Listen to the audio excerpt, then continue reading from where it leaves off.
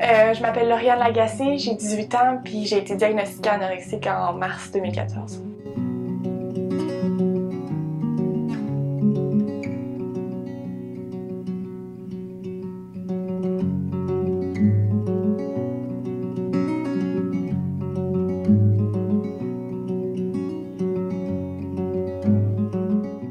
Comment l'anorexie s'est manifestée pour moi?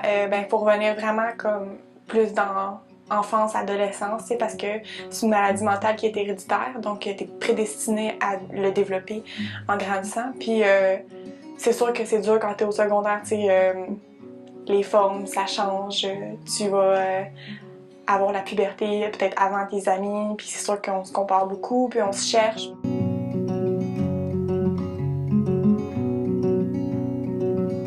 Je m'appelle Danielle Leblanc, je suis ergothérapeute et maintenant, avec la loi 21, je suis aussi psychothérapeute. C'est jamais normal de perdre du poids à l'adolescence, jamais.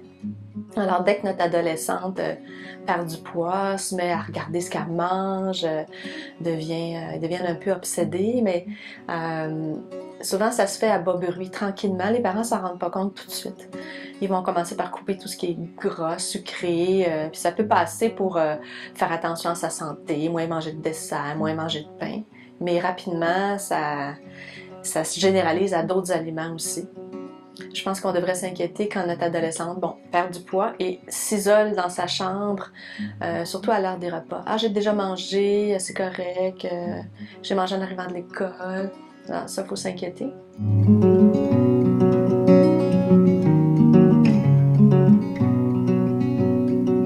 À un moment donné, on s'aime tellement plus qu'on peut pas comprendre que le monde nous aime. Fait que on se bloque de tout.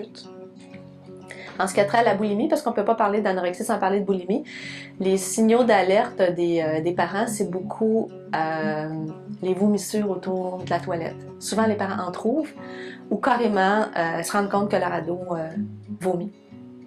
Alors, c'est souvent les parents qui le découvrent.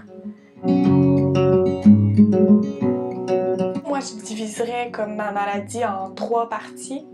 La première, ça a été la partie où j'étais vraiment dans ma phase restrictive, où j'étais vraiment très malade, perte de poids, tout le temps en train de me peser, tout le temps en train de compter mes calories et tout, puis j'avais pas d'aide. Ensuite, deuxième partie, j'ai été diagnostiquée, puis là j'ai eu de l'aide, j'ai eu du support, j'ai recommencé à prendre le poids, puis je dirais que ça a été...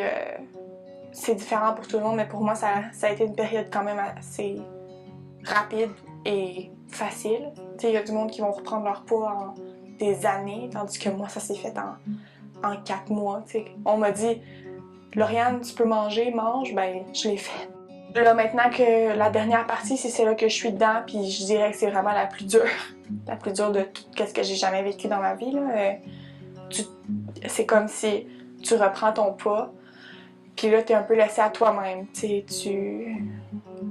T'as plus personne pour te dire « faut que tu manges, t'es en danger ». C'est juste comme, tu dois essayer de reprendre une vie normale, même si ta tête n'est pas rendue là du tout.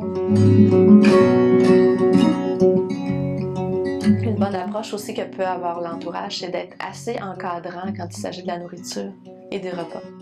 Les mesures à prendre pour guérir l'anorexie sont nombreuses. Si on parle d'anorexie restrictive, ça prend vraiment un hôpital, une clinique spécialisée, parce que les adolescentes, surtout, ils vont très fort au début, perdent beaucoup de poids rapidement et ont besoin d'un endroit où elles peuvent être hospitalisées.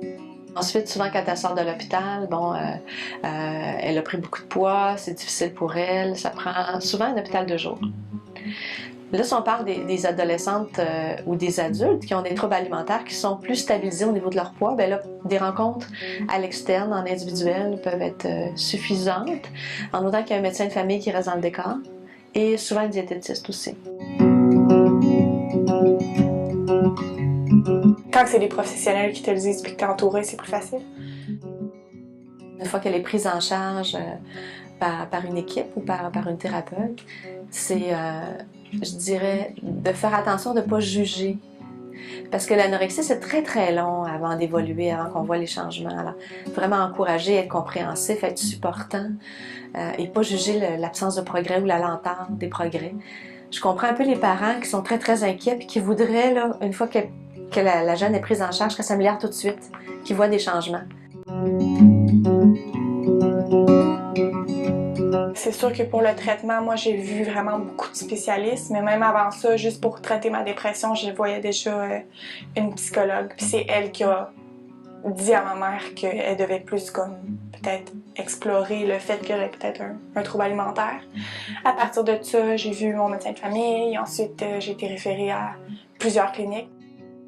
Quand j'ai été diagnostiquée, ma mère a décidé de m'acheter un chien pour me motiver puis pour m'accompagner puisque j'ai lâché l'école, donc j'étais vraiment tout le temps chez moi, tout le temps toute seule.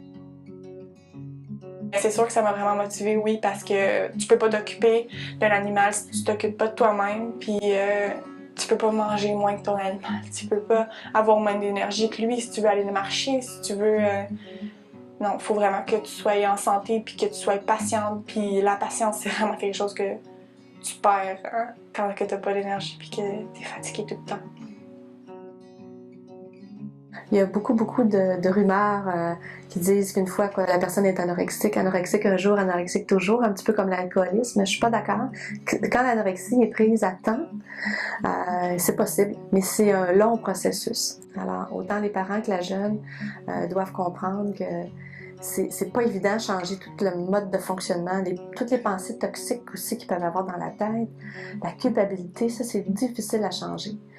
Il faut que la jeune apprenne à ressentir des émotions, les nommer, les exprimer.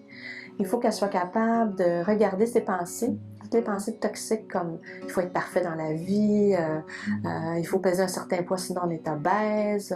C'est beaucoup la pensée du tout ou rien. Hein. Soit je suis bonne, soit je suis pas bonne, soit je suis grosse, soit je suis mince.